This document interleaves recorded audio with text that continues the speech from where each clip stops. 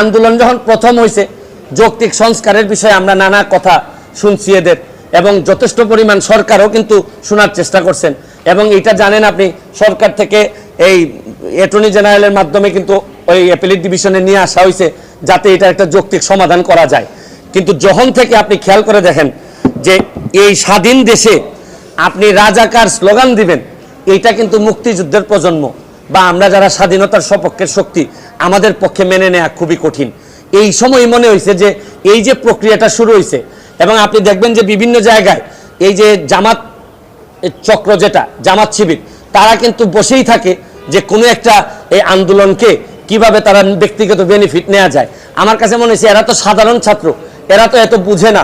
এই যে স্লোগান টোগান দেওয়ার মধ্য দিয়া এরা যেটা অধিকারের আন্দোলনের কথা বলতেছে এটা অধিকারিত, কিন্তু এইটার সাথে রাজাকার এই যে স্লোগান, আপনি এই স্লোগান দেওয়ার পর